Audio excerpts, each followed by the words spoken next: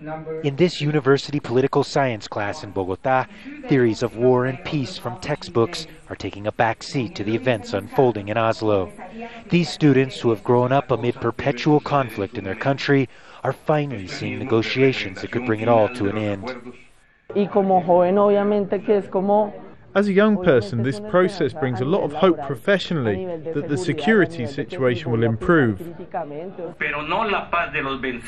What struck many here was a speech of Iván Márquez, the FARC lead negotiator, who spoke out against what he called excessive military spending, social injustice, and the ills of multinationals taking over Colombia's natural resources. He spoke about topics that are not discussed at a macro level in Colombia. That is why it was important.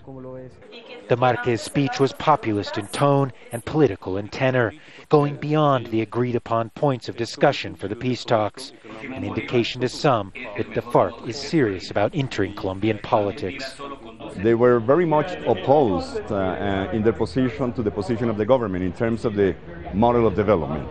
And I think that's going to be a very controversial issue as the process advances.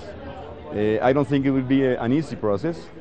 Nobody here in Colombia was under the assumption that the Oslo talks themselves would lead to an immediate peace.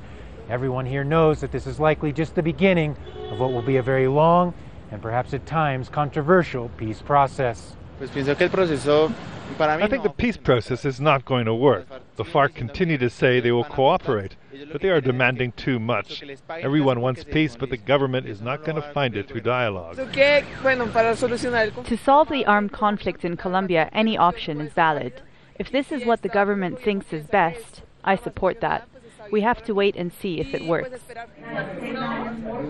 Back at the university, students discuss the day's events, witnesses to what they hope is the beginning of a new future for their country. Gabriel Elizondo, Jazeera, Bogota, Colombia.